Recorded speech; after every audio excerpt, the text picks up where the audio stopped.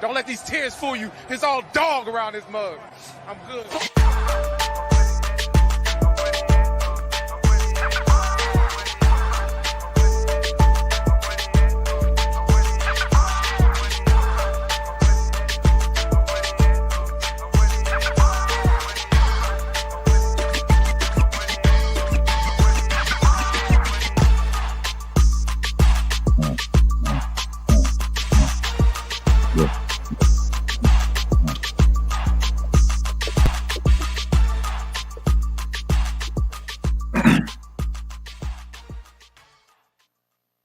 Hey, what's going on, Who Dat Nation? It is yours truly, TJ Jones, and yes, I am the host of the State of the Saints podcast.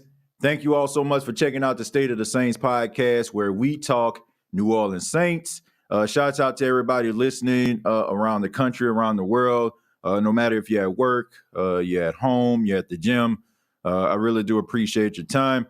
On this edition, we're going to be talking about Saints quarterback Derek Carr. And we're going to be talking about has his behavior throughout the season, is it affecting the football team? And also, we're going to have a special guest later on in the show. We have Rod Walker from New Orleans Advocate and Saints reporter. He will be joining us. Some of you are pretty familiar with Rod Walker. I'm pretty sure if you watch the Saints Insider podcast, that's on YouTube. So I'm going to chop it up with Rod a little bit later in the show. But let's go ahead and get into it. Of course, we already know where this stems from. Derek Carr has been with the New Orleans Saints. He signed a $150 million contract at the beginning of the season, 4-year, $150 million, $100 million guarantee. I mean, we've heard this over and over again. But he was supposed to come in and to have stability towards the organization, something that they have been lacking. Hold on one second. I have to make sure I turn this off. All right. Anyway, I apologize for that. That's just a little notification for me. But anyway, Derek Carr was supposed to come in and provide, some leadership. He was supposed to provide stability at the quarterback position, stability that has not been there, since Drew Brees retired. Some people felt that even though they liked Jameis Winston, they felt he wasn't the answer for the foreseeable future, being the starting quarterback of the New Orleans Saints. So the Saints go out and they get Derek Carr, a guy that Dennis Allen, the head coach of the Saints, is very familiar with. And we were excited at the beginning. Everybody was excited. They saw Derek Carr come in for the press conference along with his family and his 4 children. And, people looked at this guy and said, man, look, we seen this guy play. We see the stats. Maybe he just needs a change of scenery. And also what accompanied that as well. And I think that we need to, be mindful of this as well. We saw that when you had credible quarterbacks go to other teams, coming from teams that struggled, they seemed to find success, because it was back-to-back years where you saw a quarterback leave a team that he's known for, go to another team, and that team just finds success. We saw with Tom Brady when he left the New England Patriots and went to the Tampa Bay Buccaneers. They won the Super Bowl. The Tampa Bay Buccaneers won the Super Bowl the same year. You saw Detroit trade away Matthew Stafford to the Los Angeles Rams, and in his first year, they won the Super Bowl. So everybody was like, well, I guess if you get the right quarterback, you can win a Super Bowl. So we felt that the Saints had a really good defense. They had weapons offensively, and all they needed was a trigger man. And everybody thought that Derek Carr was indeed that trigger man. But as we see, as time goes on, Derek Carr has left a lot to be desired. And I mentioned this on social media earlier this morning. You can follow me on X at TJAY Jones 8. But I said this. I said that Derek Carr, when he came in, everybody was extremely excited about, the way that he's been playing, the way he's played for the Raiders. And you also had like a lot of things going on, a lot of things going on within that organization and didn't have any stability. So, Derek Carr comes in to a situation with the Saints, you just automatically just think the Saints was going to find success. But like I said, as time goes on, he has left a lot to be desired. And it has been rubbing a lot of people the wrong way. It has been rubbing Saints fans the wrong way. It seems like it's been rubbing players the wrong way. It seems like the energy in the locker room is not the same. It seems like the culture is not the same. So the question is Derek Carr the linchpin here? Is he the main guy in the main reason why the Saints are having these struggles? Now, I'm not going to say that Derek Carr is the sole reason why the Saints are having these struggles. I mean, that would be untrue. I mean, we know that the Saints have a coaching staff that is inept and honestly just a waste of time and a waste of space. And we know that the Saints winning these football games down the line means absolutely nothing for the general success of the team going forward, because we know that Dennis Allen and Pete Carmichael cannot coach their way out of a paper bag. I mean, it's just that simple. Look, I have nothing against these guys as human beings. I don't know them as human beings just walking around. But as coaches, they're not very good.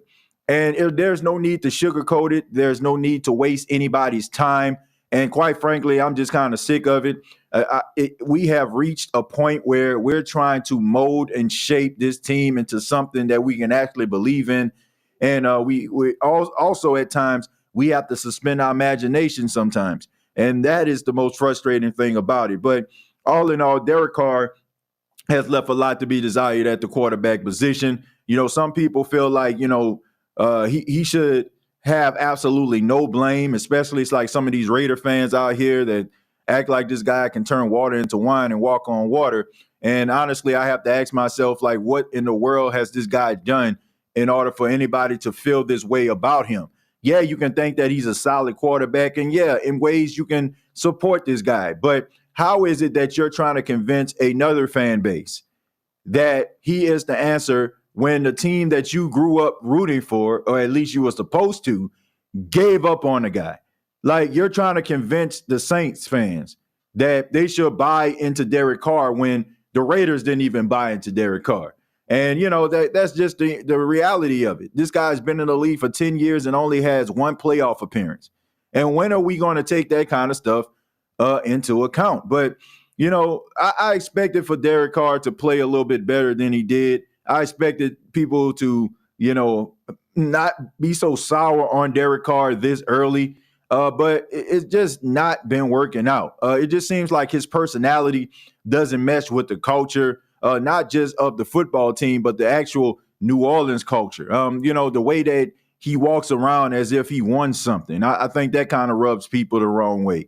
The fact that, he feels like, people shouldn't be asking him certain things. And also, you also have this mind frame as if he's God's gift to the New Orleans Saints, as if the New Orleans Saints weren't a successful franchise before he got here.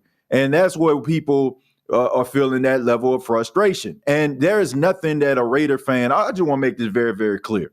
There is nothing, absolutely nothing a Raiders fan can tell me that can convince me that Derek Carr is, a great quarterback. He's an average quarterback at best. Like, can you win some games with him? Yes. But you're not going to win games because of him game in, game out. Like, you're not going to be able to put a team on his back. And, and also what rubs me the wrong way when it comes to this is all of these stars got to be aligned in order for this guy to work out. When are we going to look at the fact that this guy's been in the league as long as he has and he hasn't been able to live up to expectations? You talk about, he never had a number one receiver and all these other excuses. Like, if you're a great quarterback, you can rise above these type of situations. You can rise above certain situations and you can elevate those players. And also, I will admit this, that the offensive line, this is why, I find it very, very hilarious that Raider fans want to tell Saints fans about the Saints. They want to talk about the offensive line, and I will admit, the offensive line has not been great this season. But I also can tell all these Raider fans out here that's talking about the Saints offensive line, 4 out of those 5 members of that offensive line blocked for Drew Brees. Drew Brees only been retired. This is like his 3rd year retired. Cesar Ruiz blocked for Drew Brees. Ryan Ramczyk blocked for Drew Brees. Eric McCoy blocked for Drew Brees. Andrews Pete blocked for Drew Brees. So why is it that these guys under Drew Brees were top 12, right? They were like in a ranked top 10, top 12 as an offensive line. Now all of a sudden, like they're ranked at the bottom, ranked number 24 in the entire league in offensive line play.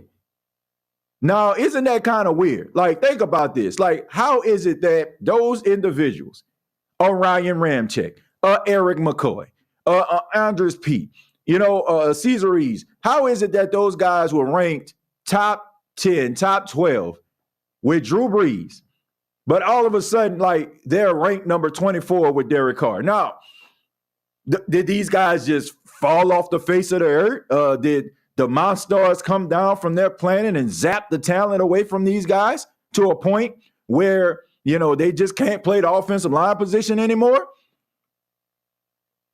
I mean, I'm just wondering. When are you going to look at it and say, maybe it's this guy, maybe it's him? You know what I'm saying? Like, that's all I'm saying. So at the end of the day, you can say whatever you want to say.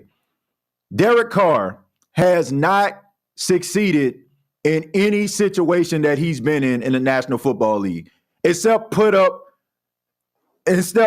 numbers to validate himself. And also, I did a little research of my own for all of those Raider fans out there that want to justify Derek Carr's play with numbers. If you go back and you look at Derek Carr's play throughout the time he's been with the Raiders, most of the time, Derek Carr was playing like slow early in the game, and they had to throw themselves back into the game. Now, you don't have to be a rocket scientist to know where I'm going with this. If your team is trailing by 2 and 3 touchdowns, in order for you to get back into the game, you got to throw it. You got to throw yourself back into the game. So a lot of those numbers that you all are trying to justify his great quarterback play with came during garbage time when a team is down and they were forced to throw the football down the field. And miss me with that stuff about, he didn't have no team around him. Once again, if you're a great quarterback, if you're good, you're going to elevate the players around you. But it seems like even the best of players that the Saints have had, and like I said, we've seen this, has the entire Saints offense fell off the face of the earth. This is what Raider fans want you to believe. That the entire offense just fell off the face of the earth. Alvin Kamara fell off the face of the earth. Chris Olave fell off the face of the earth. Michael Thomas fell off the face of the earth, even though with the injuries. I ain't gonna lie to you. But all of these different guys that we have seen perform and do really, really good things, not all of a sudden there's one common denominator.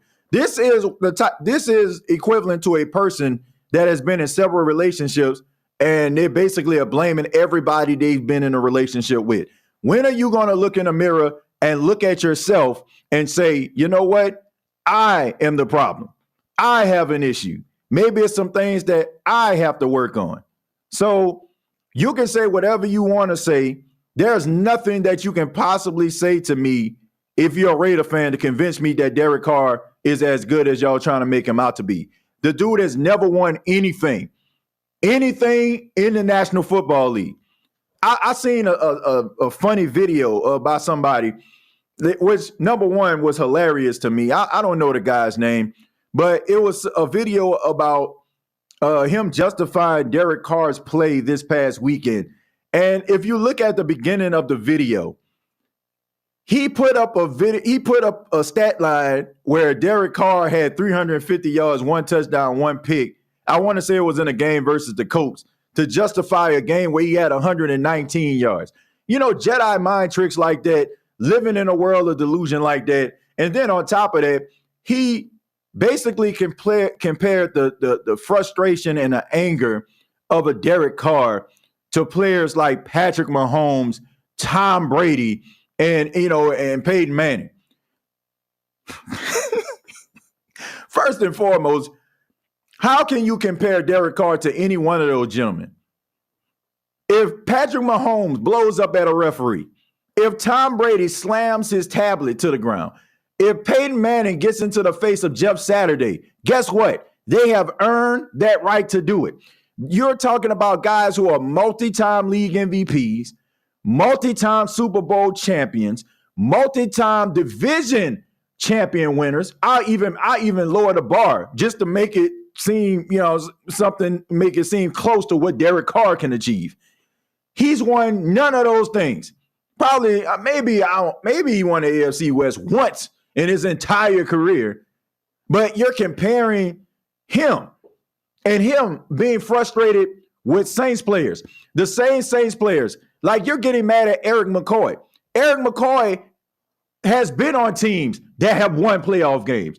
Eric McCoy have been on teams that were on the cusp of going to a Super Bowl.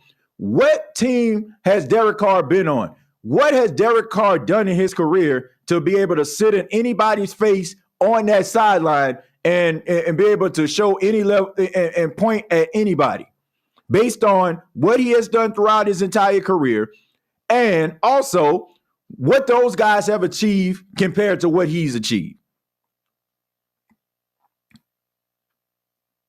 So there you go right there. And you also probably, and this is also something that also gets to me. When people say, well, Derek Carr leads the NFL in most fourth-quarter comebacks. So I want to say he has 33 fourth-quarter comebacks, right? You got to ask yourself, why are they in that position in the first place? If he has 33 instances of a fourth-quarter comeback, why or how have they gotten in that position?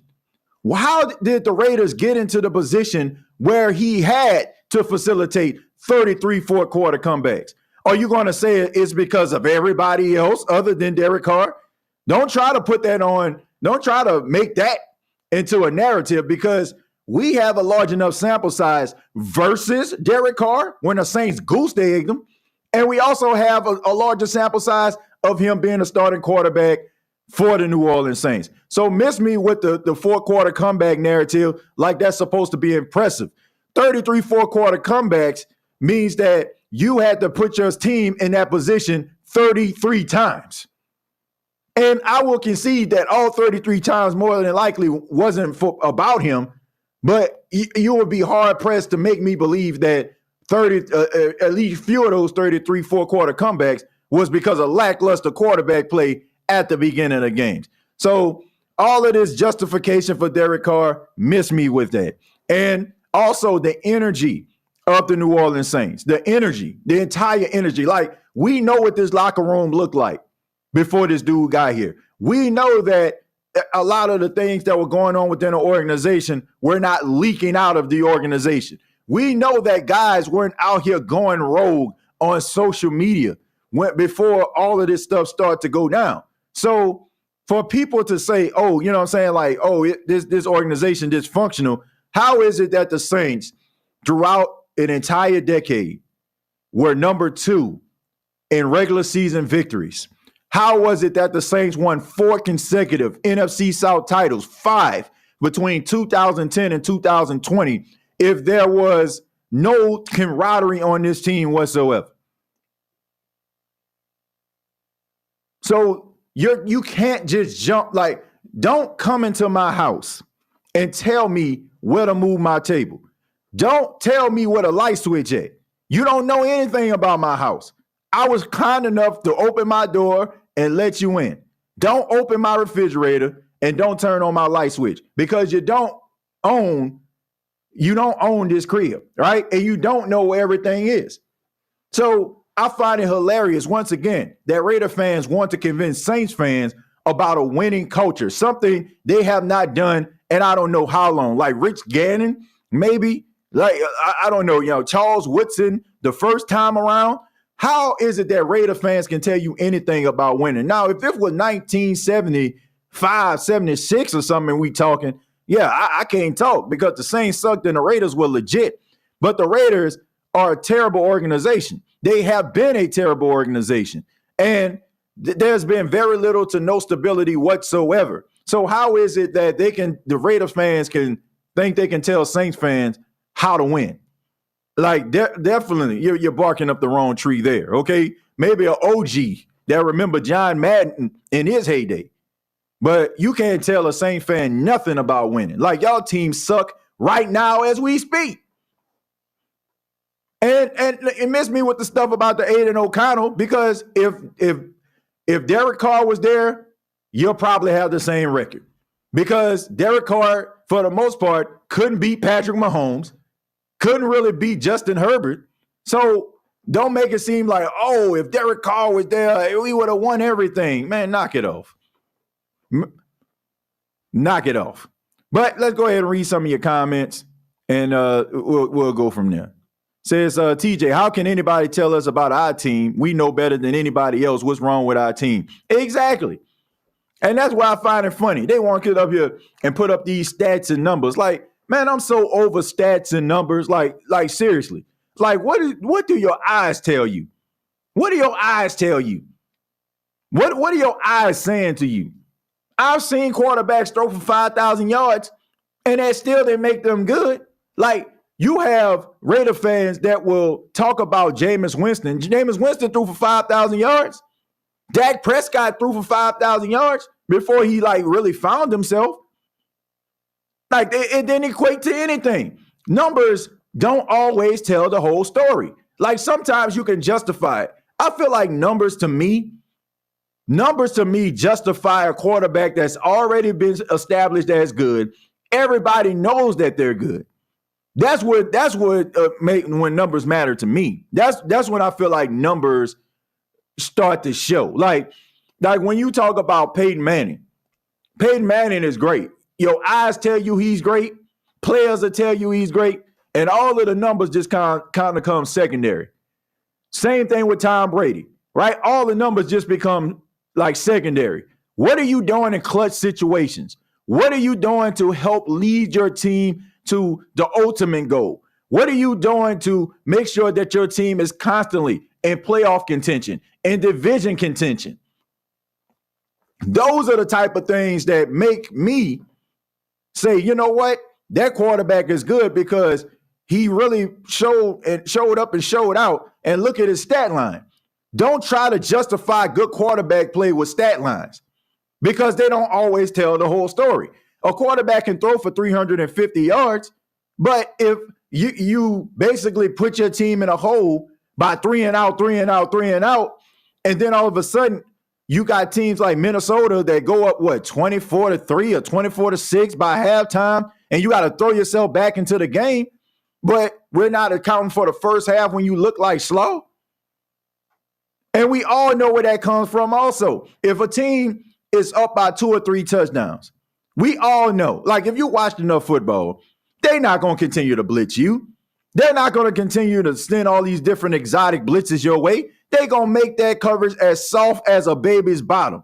They're going to open up the zones. You're going to be able to find the soft spots. You know why? Because they want to cover the middle of the field. They want to tackle your wide receiver and make the clock run, and run some more. So your numbers are going to look inflated. You're going to look like you was balling out, but it don't tell the entire story. So don't give me stats and try to justify quarterback play when it comes to Derek Carr. Where are the moments? Give me that moment. Give me that moment where the Raiders had to do something to win something of any type of meaning, like a playoff game, like an AFC championship game. What for the exception, I think maybe that 2018 or 2017 year where he ended up getting hurt and McLaurin had to end up starting in a playoff game. Give me an instance where you just said, man, Derek Carr was out here, you know what I'm saying, like just balling game in, game out. Give it to me. Give it to me. It takes more than just stats to validate it. Like, seriously. It takes more than just, oh, he threw for these many yards. Look how he had 350. Now, look, I tell people all the time, you know how I determine if a person is elite? If as soon as I say their name, like it's just a no-brainer. Like I feel like if you have to think that a guy is good or a woman is good at what they do, they're probably not that good. If I say the name Tom Brady, you're gonna just say, man, yeah. Or if I say Lawrence Taylor, you're gonna be like, yeah. If I say Joe Montana, no brainer. If you start talking about Derek Carr good, you got to get a whole roundtable panel to do it. So I'm just saying, man, like let's pump the brakes here. This whole narrative about Derek Carr, should be, the Saints should be thanking their lucky stars that he's with the team. Like, give me a freaking break. And that is what rubs Saints fans the wrong way. It's the fact that he has this sense of entitlement. It's almost like when Stephen A. Smith criticized LeBron James. I think when he first went to Miami and they lost to the Dallas Mavericks. And this was during a time where LeBron didn't have any championships. And he said it's as if he's trying to be crowned with no rings. And that's just the truth. Like he's trying to get crowned with no rings. Like he walked in a building like he was the savior to the Saints. And that rubbed a lot of Saints fans the wrong way from the conversations that I've had with Saints fans and onlookers as well. But as of right now, we have our guests here on the State of the Saints podcast from New Orleans Advocate and also Saints Insider podcast you can check out on YouTube. The pride of Yazoo City, Mr. Rod Walker. Rod, how you doing, man? I'm good, man. Thanks for having me on. No problem, man. Thank you so much for being here. Well, before we get started, just let everybody know about Saints Insider. I mean, if you're not watching this, you're doing yourself a disservice, man. You all do a really good job. You alongside Luke Johnson, Jeff Duncan. And you guys do a really good job. So tell us a little bit about that, man. And how did you all start that first off? Well, we started this season, and we record typically on Wednesdays. Mm-hmm. Kind of look back at Sunday's game, and then we preview. On Friday, we do another one. We're previewing the upcoming game, and then after the game, we do something right on the field as soon as we leave the locker room, and just try to give the fans some insight on the players' reaction to the win or the loss or the frustrations or whatever you want to call it. So it's me and Luke Johnson, Matt Paris, who's our new beat writer who used to cover the Washington Commanders. He just moved here during the middle of the season. Jeff Duncan, who's covered the Saints for probably longer than anybody in the city. 100 years. And then our sports editor, Zach Ewan. We do the podcast. We sort of rotate it out. So they're actually recording today's episode right now. And the other four guys are, and I'm here. So I'll be on there Friday. So we just kind of rotate it out like that. Okay, man. But it's a great show, man. And thank you once again for being here. Really do appreciate it.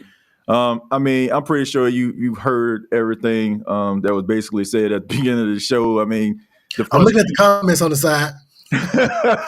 Yeah, a lot of people, a lot of frustrations, going on with the Who Dat Nation. The Saints are 6-7.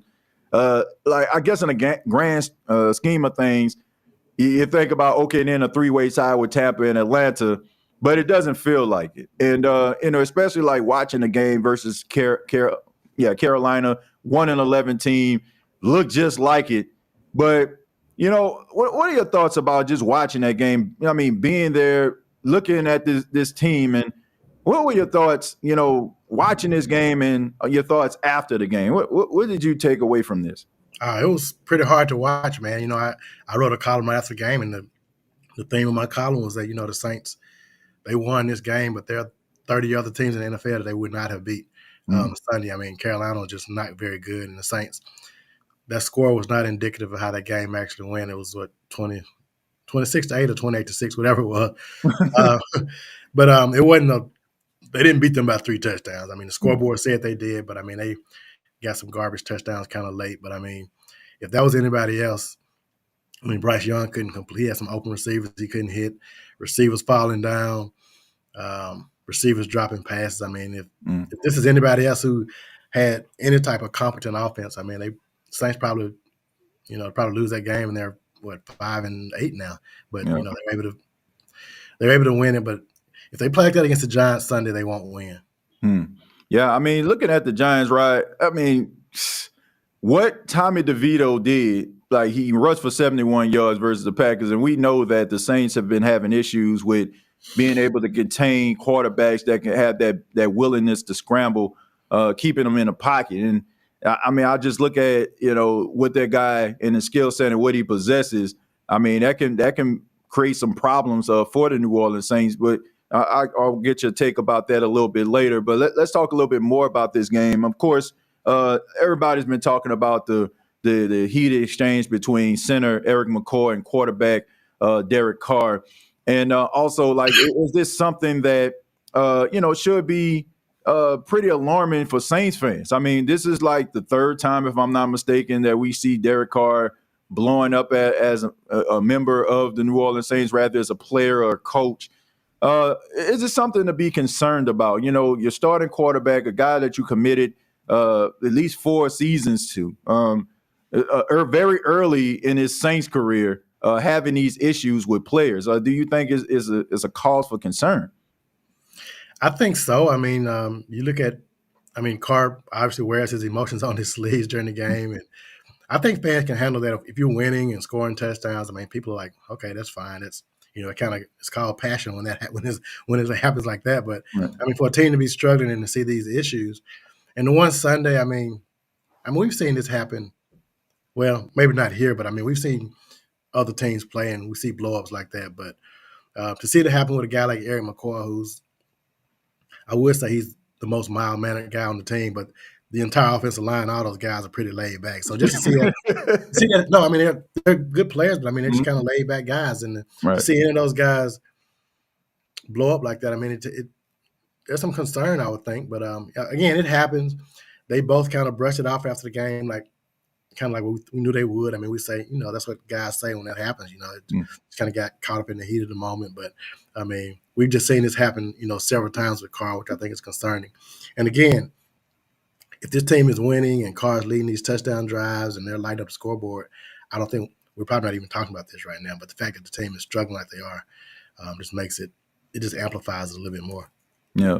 I mean, you don't want to see that between two captains on the team. I mean, the optics of it is just not a good look. And like I said, I mean, you think about Eric McCoy, and I mean, I've heard people say this about him on several occasions, like how nice of a person that he is, and that's kind of out of his character. And you have to wonder, like, what was said in order for him to, be as animated as he was on the field, like to a point where they couldn't even get off the field before all of this took place. So, I mean, that's very alarming.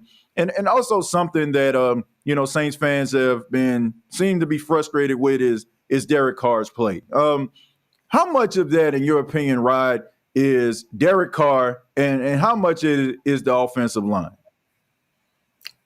I think it's really, I think it's just a combination of a lot of different things. I think the line has not been great. The play calling at times hasn't been great, but a lot of these issues we see with Carr, especially the red zone issues, are issues he's had his entire career. And, until that gets fixed, this is going to continue to happen. But we've seen some improvement the last 2 games, I guess. I mean, they have scored in the red zone, which is a good thing. Mm-hmm.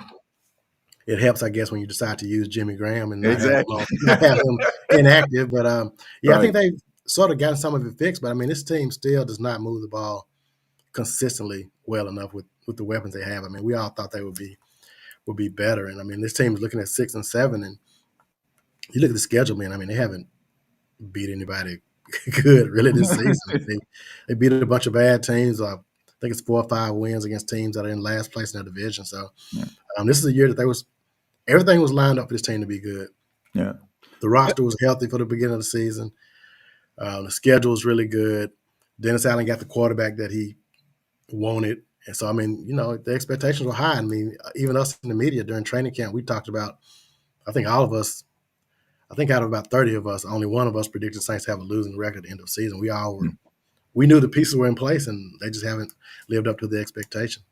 Yeah, I mean, that's the cause to pause for me, right? I mean, when you think about, all the stars are aligned for the New Orleans Saints to be able to make a run. Like, just look at the state of the NFC. I mean, you got a lot of starting quarterbacks that are out for the year. Key players like Justin Jefferson, didn't play in a game versus Minnesota. He's been dealing with injuries. And it just seems like every single week there's a significant player from some respected team out. I mean, Justin Herbert he's out for the season. I mean, I want to say Ndakwe for the Chicago Bears, he's out for the season. So it seems like the stars were aligned. The Saints were playing a lot of these teams with backup quarterbacks, and they just couldn't get the job done. And I think that's the frustration from Saints fans, that last year you can kind of understand the woes because they had a bunch of injuries. But this year, it wasn't until week 10 we started to see guys like Michael Thomas and Marshawn Lattimore go down. And at that time, I want to say they were like 4-5 or 5-4 or something like that. Just something weird. Like, you had all of these players at your disposal and you just couldn't get it done. So that leads me to my next question about Dennis Allen. What will it take in order to see Dennis Allen, relieved of his duties as the New Orleans Saints head coach? And do you see that happening at the end of this season? I really don't know, man. I'm just kind of talking to Mickey Lomas a couple of weeks back. I mean, it just seems like they really legitimately feel like they have the right guys in the building to get this thing done. And I mean, the results are the results. I mean, they speak for themselves. And I don't know, man. I mean, I think if they had lost to Carolina Sunday, I think that would have been like, okay, maybe we do need to do something. And the Dome it wasn't as loud as it normally is Sunday. I mean, it was actually pretty subdued in there. They were booing again, of course, but even when it was time to cheer, I mean, it just wasn't really loud like the Dome can be. So, if this team falls apart and loses these last 4 games, I mean, that might prompt. I mean, you have to do something different. I don't know what the difference is going to be. They're going to have to, because the fans aren't coming back if everything's the same. I don't think next year. I mean, if I was just to make a prediction, I would probably say that Pete Carmichael will probably be the guy that that'll be the scapegoat for this season. But they'll have to do something. I mean, I don't know if the fans are going to come back with if everything's the same as it was, and they just try to run it back again, because this schedule is going to be a whole lot tougher next year than it was this season. I can't remember which divisions. I think they matched up with a NFC East with the Cowboys. I think they matched up with that division. So the schedule's going to be tougher, and guys are getting older. I mean, just a lot of things that there's nothing that makes you think, okay, the Saints are going to be better next year than they are this year. Like, nothing. Yeah. I mean, that's the thing that you want to sell to Saints fans. You want to sell hope. Like, right. if the New Orleans Saints, let's just say, for example, if they drafted Jaden Daniels or drafted Michael Penix or something like that symbolizes hope, a chance to win. And I just feel, looking at the New Orleans Saints, they're not giving Saints fans something to believe in. Like, when you double down on some of the decisions that you make, bringing back Dennis Allen and keeping things the same throughout this entire season, even though you see the Pittsburgh Steelers getting rid of their offensive coordinator and Buffalo doing the same thing, and how that has transformed their season and made things better on their end. Like, Saints fans just want to see something that they can actually believe in. And when you're not giving them that, they feel a little bit betrayed in that regard. How much of this, and I got to ask this, how much of this do you believe is because, Mickey Loomis basically has a little bit of level of immunity here? Like, he's not your conventional general manager. On top of that, he's the executive vice president of the team, which makes him like third in command of decision makings, or something was to happen to Gail Benson or Dennis Lauscher. Do you think that plays a role with his Zen-like patience when it comes to waiting for this whole thing to turn around? I think a big part of the problem is, I don't know if it's a problem, but the Saints, they're just kind of holding on to that Sean Payton era, and they've been so close. You go back to 2018, the no-call season, and I think they think that window is still open, but I think this season we're starting to see that, okay, this window is actually closing, and they're trying to hold on to something that might not be there anymore. And I just think once they realize that, they'll be like, okay, we need to go in a new direction. Whatever that new direction is, I mean, you have to make some kind of change. You can't just keep holding on to these guys that are, I mean, they're starting to get a little older. I mean, some of these guys are getting up there, and this roster is, you know, I mean, they have some good young core players, but I mean, it's time to at least kind of start looking at a new direction and quit trying to hold on to an era that, you know, Saints had a good run. I understand I understand why it's hard to let that go. Right, I do too. I watched a lot of bad football, right, growing up as a kid. I get it. Like I 100% understand why you want to hold on to that, but you know, sometimes you got to just realize that the love ain't there no more. Like it's time to move on. Like, you know, we didn't been to counseling. You know what I'm saying? We didn't prayed together. You know, like now it's time to move on and try to start something new. But you know, I mean, you still control your own destiny right now. Like I said, they're in a 3-way tie with Tampa and Atlanta, and you have your next game versus the New York Giants. What will it take for the New Orleans Saints to knock off the New York Giants? Now, on paper, you would think that the Saints should be able to handle business, but as we see, the New York Giants have won 3 straight games. It seems like the fan base is rallying behind Tommy DeVito. It seems like the players like him. So what will it take, in your opinion, for the Saints?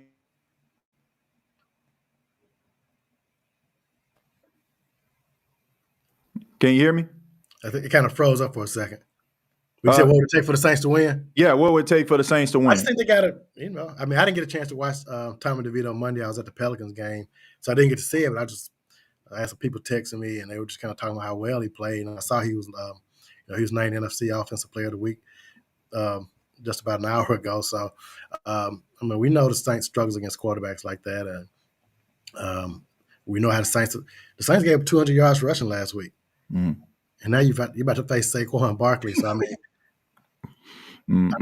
the Saints are gonna have to be able to stop those two guys, and they got to be able to score some points. I think at some point, and the Saints can't. They got to get off to a good start. They can't fall into a hole and try to come back because they're just not equipped to do that. But the main thing is just going to be not letting Tommy DeVito go crazy, which, I mean, if I had told you that before the season that the Saints are playing some rookie named Tommy DeVito, this is like one of those games you thought was thought it was an automatic win when the schedule came out. But the last time the Giants came here, I guess, was 2 years ago. I think they beat the Saints. That was Jameis's first year starting. So, I mean, this is a team. They're only a game. If you look at the NFC standings, I mean, they're only a game behind the Saints in the win-loss column. So, I mean, they're in the playoff hunt too, you know, as far as the wild card. So, yeah, this won't be an easy game. And it's a game that, going into last week, I said this Carolina game and the Giants game, I thought those were games that they would definitely win. But after seeing the Saints last week, like, I'm not sure. And then you play the Rams on a short week right after that. Yeah. And you got to go to the West Coast. And Los Angeles. Yeah, so I think it's a tough stretch. And, you know, if I had to bet right now, like, I don't think the Saints will win this division. I mean, I know they can win, but I haven't seen enough to make me think that they're going to win the division. Yeah. And also, right, the question is, why should the Saints win this division? Like, I get it. Like, the ultimate goal is to win the division, make the playoffs. But, you know, based on what we've seen, we know that it is probably going to lead to a first round smackdown. You know what I'm saying? Like, no matter if they have the home field or not, you know, I mean, home field in the Superdome is not what it used to be. Right. I mean, you know, so it's like, should the Saints want to, like, you know, should the Saints want to be a playoff team at this point? Like, are you basically just kind of, I guess, like, suspending your imagination or being a little bit delusional about where you are, you know, and also you're affecting your draft stock. Should those things be taken into consideration down the stretch? I don't think this team and this locker room, I don't think they're built like that. These guys, they want to win. They, like I said earlier, they think their window's still open. So they're going to try their best to get in, win that division, get in the playoffs. You know, you get in there, you just take your chances. But I mean, there's nothing about this team that makes you think they could beat Dallas or Philadelphia, who they would end up, you know, playing in the first round in the Superdome. I mean, the chance of them, you have to have a lot of things to go right for that to happen. But I mean, you know, it's the playoffs. You want to get in there, and you know if they get in the playoffs, I mean, the fan base, they'll rally behind this team and want to beat the Cowboys, of course. I mean, who doesn't want to beat the Cowboys? So, and if it's them, it might be Philadelphia. But right. I get it. I understand why some fans want some, they're thinking more toward that draft pick. But I do. I mean, this team is not the kind of team that's going to not try to get in the playoffs. They're just not. Yeah. They haven't hit that point yet. I agree. My final question for you is about the NFL draft. Saints fans feel the Saints need to possibly draft that quarterback in the first round. Do you think that that's a realistic thing, that the Saints could do something they haven't done since Archie Manning? Since Archie, yeah, man. Man, you would hope that this season would be the season that makes Saints say, okay, look, it's time for us to look at the future a little bit. I mean, obviously Carr's back another year regardless. Well, I say regardless, but so I mean, you still got him if that's who you want to roll with, but you got to kind of start looking beyond that because it's just time. I mean, you can't just keep counting on free agency. I mean, they hit the jackpot with Drew Brees, obviously, but with Carr, we don't really know what they've hit, and obviously they don't really believe in Jameis when they got him in free agency a few years back. So, yeah, I think it's time, and I don't know if they'll do it. I mean, they'll probably end up drafting some defensive end from somewhere. I don't know what's about offensive lineman, but yeah, I mean, I think they need to. To me, I mean, I just think it's time to look to the future and just get that young guy, and you can groom him for a year and have him ready, a couple of years down the road. Yeah. I mean, I think it's time too. I mean, you think about the 2024 draft, you think about all of these different talented quarterbacks that they have coming out. I mean, Caleb Williams, it seems like he's the consensus number one, but you also have Jaden Daniels, Michael Penix, Bo Nix, Drake May. I mean, so you have different quarterbacks that probably are going to fall to you, even if you're picking in the lower, in the lower teens. You still will probably find yourself getting a decent quarterback there. So, a lot of the teams that are picking ahead of the Saints, they kind of have their quarterback. So I mean, I mean, you can get a good one. I mean, you should be able to get a good one, and it doesn't matter if they're ready to make that move or not. And it seems like it's time. I feel like. Yeah, I agree too. I think it's time to go in a different direction. You alluded to it earlier, about the whole Drew Brees, Sean Payton era. I just think that it's time to close the book on that. I mean, it's a great book. It's one of those, it's like one of those classic movies we used to watch growing up. The Boys in the Hood. Coming to America. You can't never go wrong. Going back watching those, but it was a moment in time, and I just think that it's time for a new culture and it's time for a new direction. And if the Saints aren't careful, they can find themselves being behind the 8 ball for years to come, trying to, reinvent the wheel here. But Rod, thank you so much for being a part of the State of the Saints podcast. Always a pleasure to talk to you. But let everybody know how they can get in touch with you. On Twitter, I'm Rod Walker Nola. And my stories, you can find them on NOLA.com. Just go to NOLA.com sports, and there's actually a Rod Walker tab up there. And you just click on that, and you can see all my columns. I write about Saints, Pelicans, little Tulane, anything else New Orleans related. So, yeah, you do an outstanding job, man. I think it was one article I read when the Saints played the Falcons after it, man. I don't think I laughed that hard at an article. I mean, because it was so witty and entertaining. So that's just a little portion of what you'll get from Rod's article. So make sure you all check it out and follow him on social media as well. And also check out Saints Insiders.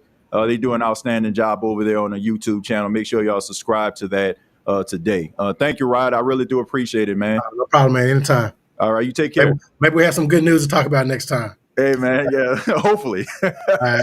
All right. Take care, man. All right. Yeah. Shouts out to Rod, man. Doing an outstanding job, man. Good guy. Good person. Like I said, man. Pride of Yazoo City, Mississippi right there, man. Got one of my best friends in the world, man. My boy, shouts out to my boy Mike Walls. He from Yazoo City. But yeah, man, just like Rod said, man, I mean, it's time to move on. It's time for, the Saints to embark on a new journey, a new future, and try to, like start a new culture. I mean, it's hard to get away from things that you know that worked at one time, but eventually, like I said, those times run out. So we don't want to do that. You know what I'm saying? We don't want to do that, and we definitely don't want to have be one of those teams that's just snake bitten for years to come because the Saints don't want to make those type of decisions. Now, like I said, I feel like with better coaching, you can get some better play out of Derek Carr. I'm not saying I want to be on record when I say this. I'm not saying that Derek Carr is just not salvageable. I just think that you need someone that can be able to get that good, decent quarterback play out of him. And I don't think the Saints have that on their staff.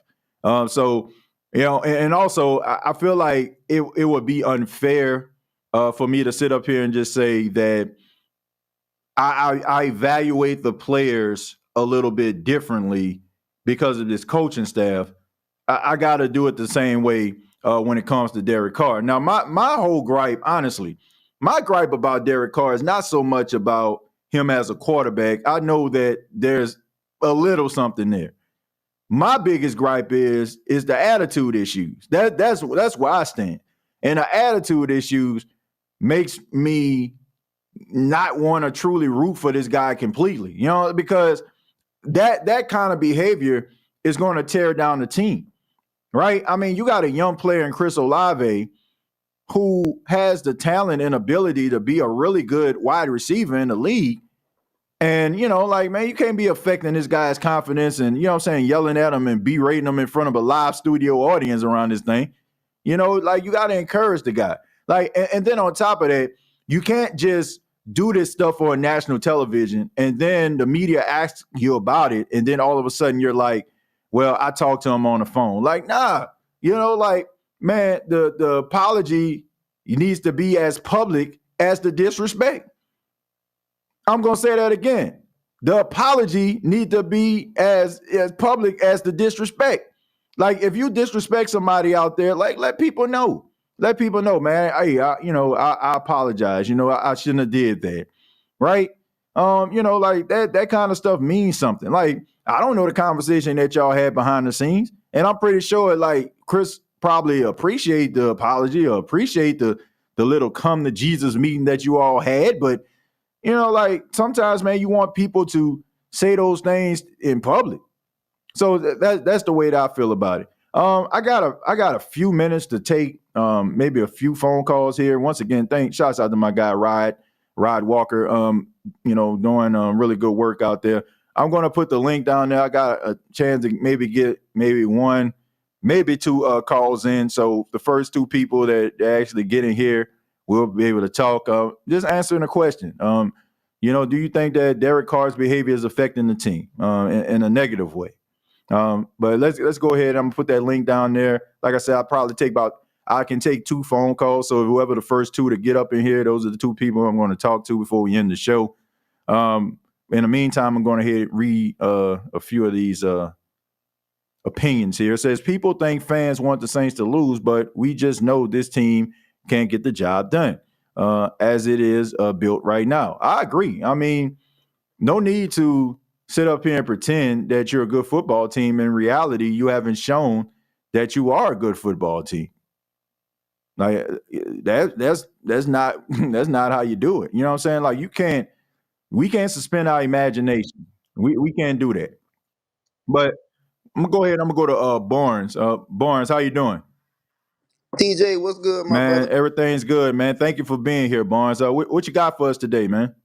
Hey, man, ain't nothing, man. Just vibing and chilling, man. But with the game on Sunday, Mm-hmm. I feel like there's a lot of things that we need to work on. Right. Still, is what week? What 16? What no? 15, 14? What week is it? This is 15 we're going into now. So we in week 15, and we still talking about the same thing that we was talking about week 3. Right. So it's just like things not getting worked on. Mm-hmm. Front office not doing nothing. Right. Nothing's not in motion. So right now, this is what's telling me, bro. This is exactly what it's telling me. Next year, we're going to have the same coaching staff here. Yeah, it might be the office coordinator gone.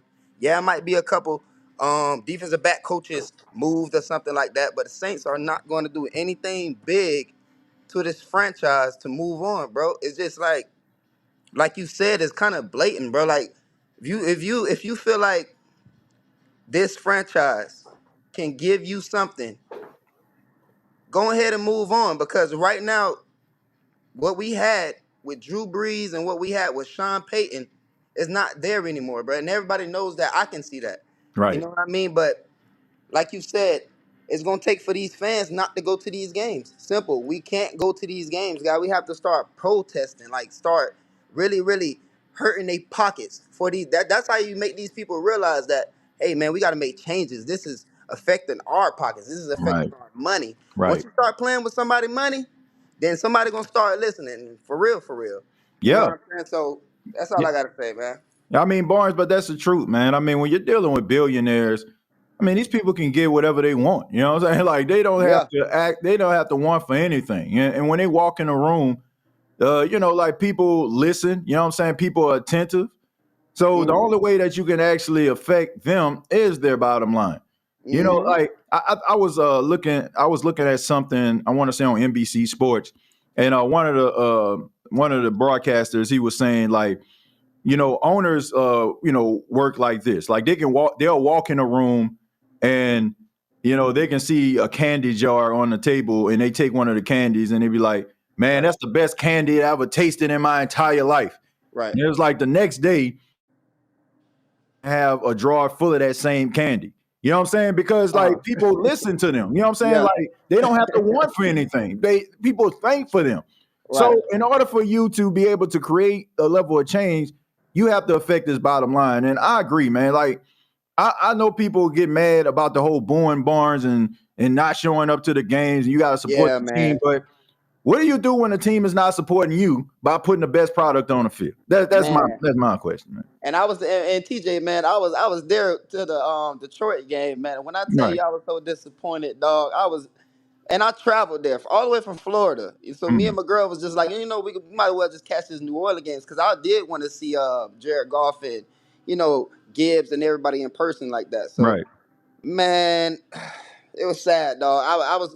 It was a good trip with me and my girl. I enjoyed myself, man. But Mhm. it was sad, man. It was sad, man. Yeah, it's sad, man. When the team that you just grew up loving, and you think, they'll be able to navigate through these charted waters that they've been trying to get through, but it's not looking good, man. But It's not, bro. hopefully they can get it done, man. But Barnes, you got anything else, man? Nah, that's it. I just want to say blessings and peace to everybody out there, man. And who that? Yeah, who that, man? Barnes, thank you so much, man. Appreciate your brother TJ. Be safe. All right, you too. Yeah, shouts out to Barnes, man. I mean, people just want something that they can believe in. People just want hope, and right now the Saints aren't giving Saints fans much hope and belief in this squad. Tamisha says, if he doesn't have an attitude, then what do you call it? We don't act like that down here with each other. I mean, that's the thing, that's the problem that I have when you got fans of other teams. And like I say, man, don't get it twisted. If you're a Raider fan and you're listening to this right now, I appreciate it. You know what I'm saying? Like I ain't one of them people that, just make other teams fans like feel bad about showing up on the show. I can completely understand, like you might have like this level of passion towards Derek Carr. Some of you probably feel like he would just unjustifiably let go by the Raiders organization. But regardless, if I'm having a conversation with a Raiders fan, I'm not going to jump in and tell them about what's going on with their team because, even though I follow the Raiders and I know the players for the most part, and I've watched quite a few Raider games, I'm not going to sit up here and say that I know, more about the Raiders, than the dark side. You know what I'm saying? Like, I'm not going to say that. I can look, if you was like, okay, the Raiders need this, that, and the third in order for them to be successful. I ain't got no choice but to take your word for it, right? But when it comes to the culture of the New Orleans Saints, we here who are Saints fans understand the culture of this team more than you all. And what you're trying to do is you're trying to convince someone or people who have a full understanding of what this team looked like before this dude even got here. And it's night and day. And the type of behavior and the culture that has been injected inside of this organization is the type of culture that, you know, a lot of teams aren't able to survive. So we're not used to like seeing our starting quarterback yell and berate players like that, right? We're not used to seeing that type of behavior. We're not used to seeing players just go off on other players on social media, calling them out. You know, like we're not used to seeing zero accountability from leadership positions.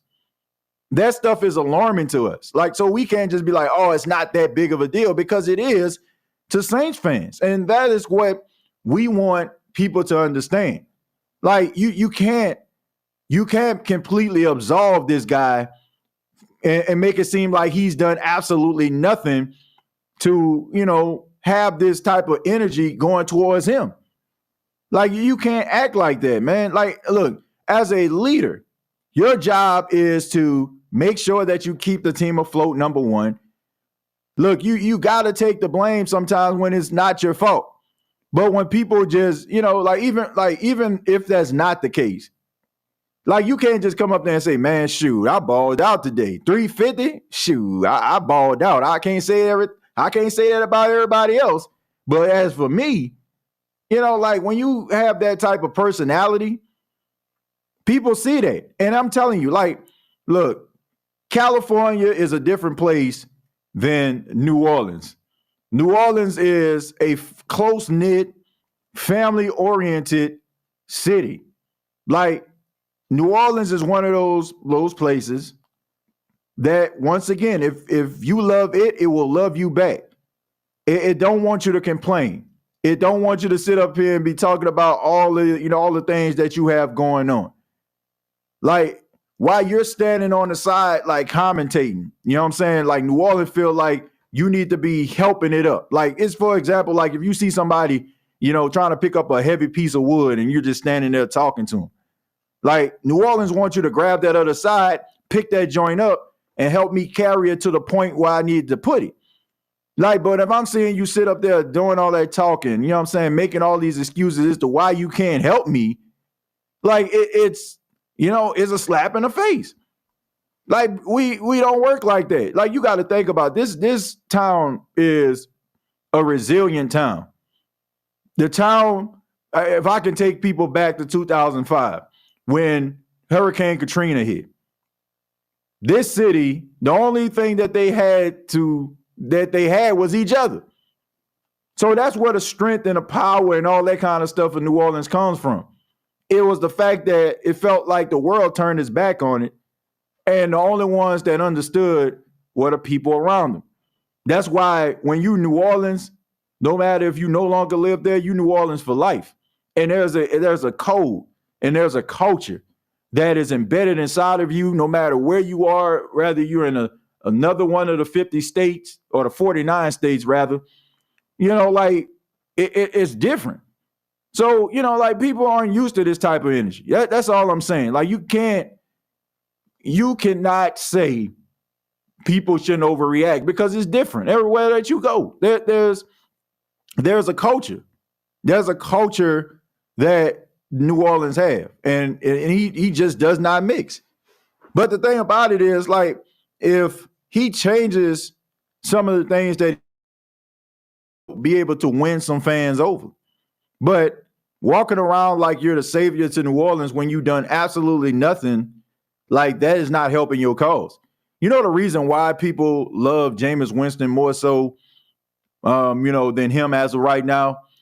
Look, Jameis Winston can throw, a plethora of interceptions. But when Jameis Winston walked into the Pelicans game, this man got cheered. Like, you know what I'm saying? He up there dapping fans off. He taking pictures with young children.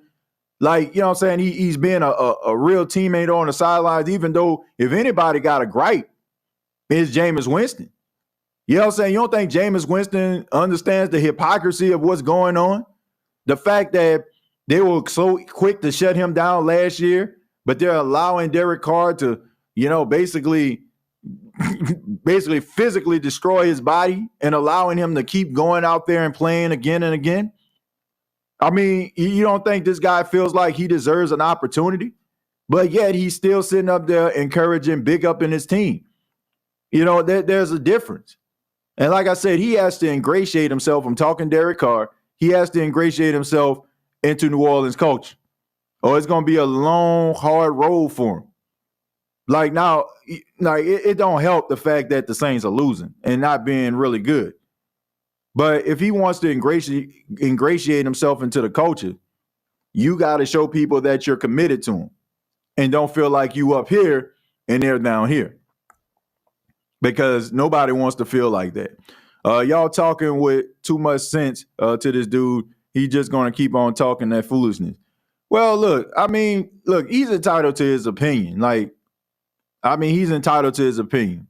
Like, I'm not sitting up here trying to change anybody's mind, because it's a waste of time at the end of the day. We all know that how conversations work. Conversations aren't what they used to be. I like to have conversations where I leave the conversation feeling more knowledgeable about a person, a place, or a thing, more so than I was when I first got there. Like, I'm not trying to have a conversation with somebody and just trying to be right. Like, I think that we all need to understand each other's point of view, and if we don't agree, we need to agree to disagree. And I feel like that's the best way to work, because we know in modern day society, people aren't trying to see other people's point of view. They're trying to make sure their point of view is the only one that matters. And that's not how it should work. Let's see. Mr. Mina, thank you very much. Said Carr wants worship as a savior. Well, I don't know if he wants worship. That's a little, I don't know if people even like that. Okay, that's fine. Like, let's make this very, very clear. It's fine that you want to be admired by fans, right? You want people to love you and all that kind of, that's just human nature. Like, I know some people be like, man, I don't care, you know what I'm saying? Like, I don't care if you don't like me, you know what I'm saying? But at the same time, like, nobody wants to feel like they're not liked by people. Now, if it's something that I'm doing that is not intentionally trying to get you to feel that way, I can understand that. But I can understand the wanting to be admired, but you got to give a little to get a little. If Derek Carr played the way he's playing, but he was up there at the podium saying, man, it was a tough game. Man, dang, you know what I'm saying? We got to get it done. We're going to get it done. You know what I'm saying? I feel like, I could have played better in this game, but, we did a few positive things, but there's some things we got to work on. Like, if he said that, and then on top of that, like, you see like the energy of him, like, lifting up his teammates, encouraging them and stuff like that. Like, I think that people would have a different perspective about Derek Carr. And maybe like some of the abysmal games that we've seen, people might be willing to understand him a little bit more. But when you walk around with this attitude, like, everybody is wrong but me, everybody don't know what they're doing but me, like, that rubs people the wrong way. Like, people gonna be like, who the heck this guy think he is? And that's what happened. Like, and then on top of that, like, you can't disrespect a person. Once again, you can't disrespect a player or disrespect a coach, and then all of a sudden, like, just say all these different things, like, berate them, make them feel bad, and then turn around and want to call them on the phone, like, everything cool. Like, nah, man, like, it's coming to a time when we, see who you really are. And an apology is not going to be able to do it.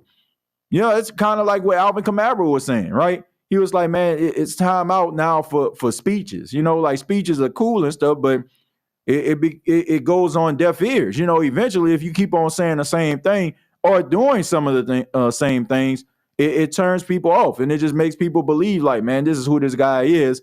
And, we can't get away from this. So it is what it is. So, you got to ingratiate yourself into the culture. I still believe that Derek Carr still has time if you combine, like, some better quarterback play and maybe a little bit more accountability instead of the media having to pull it out of you.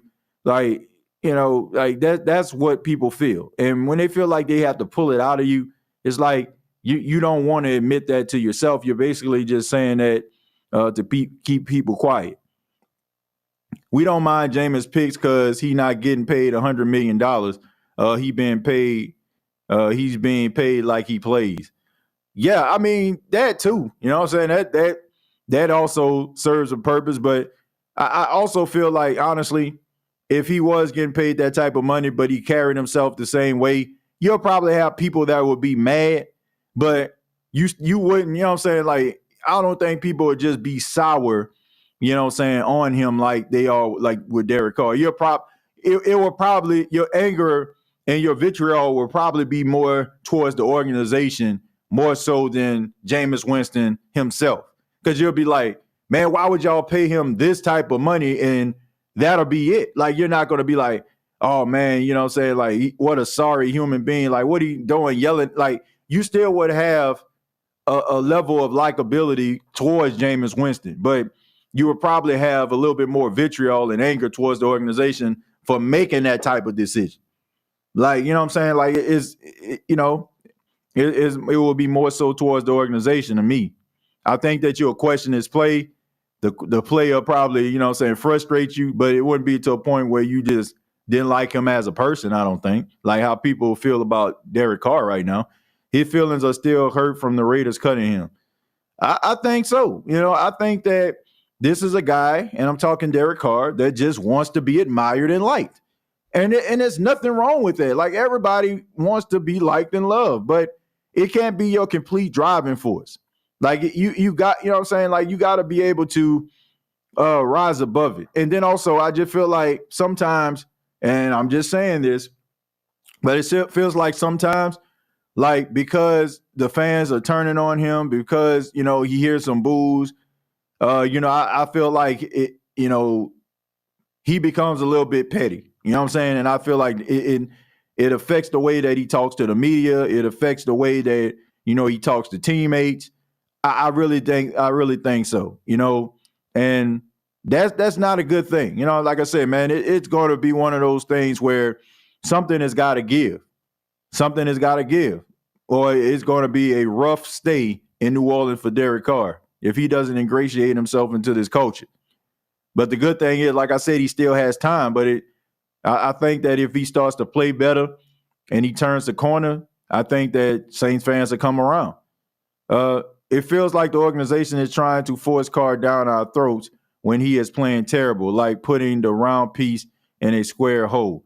Yeah, I mean, but they don't have a choice. Like I was talking to a member of the New Orleans Saints staff earlier, and he said that the Saints paid Derek Carr this money. Like they paid him this money. You know what I'm saying? And if he's able enough to play, they're going to make him play. You know what I'm saying? They got to justify that price tag. So, I mean, I don't think it's so much about forcing it down your throat. It's almost like, okay, if you got if you got a G-Wagon, right? If you got a G-Wagon and, what I'm saying, like, you're going to ride in that G-Wagon more times than not. Like, if you got a G-Wagon and inside you got a Nissan Altima inside your garage, I'm basically telling on myself. I ain't got the G-Wagon, but I do have a Nissan Altima in the garage. But, you know what I'm saying? You more than not, you're going to drive that Nissan, you're going to drive that Nissan Altima more so than that G-Wagon? Probably not, right? You're going to drive that G-Wagon, you know what I'm saying? You're going to overhaul them tires. You know what I'm saying? You might get a car wash membership to make sure that you can ride through there, get it scrub a dub. You know what I'm saying? Like, and eventually, you know what I'm saying, you're going to turn that Nissan Altima on just to make sure that the engine's still working. You know what I'm saying? So the battery won't just die. I mean, that's just the way that it works. You're like, if you pay high value for something, you're going to use it. You know what I'm saying? You're going to use it. You're not going to just be sitting up here and be like, man, you know what? Man, let me get that Nissan Altima, man. Man, forget this G-Wagon. Let me park. No, man, if it's a G-Wagon, you're going to ride that thing. But let me make this very, very clear before somebody put in the chat, well, you ain't about to mistake Derek Carr for no G-Wagon. I'm only talking about from a price perspective. right? I'm talking about from a pricing perspective, right? The level of quality, you know what I'm saying, that you're paying for here. So that's just the way that it works. Like they paid $150 million to this guy. Well, $100 million of it guaranteed. 150, you know what I'm saying? Like he can accumulate another $50 million through other little incentives that they put inside of his contract. But all I'm saying is they paid for this guy to play. So of course they're gonna let him play. I've been a Saints fan since we had Ricky Williams, and I've never seen the city turn on one player this fast. We will not be gaslit into feeling we are overreacting. His demeanor is extremely gross. Yeah, I mean, look, it definitely needs to change. And I guarantee you, Mickey Loomis is not going to be able to gaslight any Saints fans at all. You know, and I think that the whole approach about getting mad at the fans, more so mad at yourselves for putting forth this mediocrity on the field week after week, I think that that's absolutely laughable. But, you know, there is a culture in New Orleans, and I can remember that original soul because, you know, I mean, I was a Saints fan a little bit longer than that, but I can remember when Ricky Williams got here. I can remember when Ricky Williams used to be doing his interviews, used to have his helmet on, right? Because he suffered from severe anxiety and stuff like that. He didn't like to look at the camera, so he always used to do those interviews with his helmet on. I can remember that, you know, and I can remember people like talking about Ricky and saying stuff like, man, what's wrong with him, man? Like, he weird or whatever. But you know what? People still supported Ricky when he went to the Miami Dolphins and was running all over the place and he didn't deal with turf toe every 2 weeks. People still was like, man, you know, I'm happy for Ricky for getting his life in order, getting his life right. Right? People were happy to see him. You know what I'm saying? Like, perform well. Like, but when it comes to Derek Carr, I ain't seeing that. Like, it's like people, like, if Derek Carr to tell you, man, I'm leaving, be like, man, let me help you pack. Like, Raider fans talking about, man, shoot, y'all lucky to have Carr. Be like, man, y'all can have him back. That's how Saints fans feel about him. Hey, TJ, let's see. Why do the Saints seem to jump on the first thing smoking instead of weighing out their options, seem like they're going to do the same thing with drafting Jaden Daniels? Well, Abram, I feel this way because it's kind of similar to what Rod said earlier on the podcast. And if you're just joining us, you can go back and watch the interview I did with Rod Walker of the New Orleans Advocate. But I lost my train of thought. But anyway, when it comes to this team, now I remember. It was the whole window. It's the whole window closing. I lost my train of thought because broadcasting tech, Jaden just walked in and I just was, waving to him. But anyway, the whole Drew Brees, Sean Payton era, thing that they trying to hold on to. They don't want to admit the fact that they, that window is closed. They don't want to admit the fact that it's over. They don't want to admit the fact that, you gotta start from scratch here and find yourself a quarterback and be able to reinvent yourself once again. They don't want to admit that. But you're going to have to in order for you to be able to generate any levels of success going forward.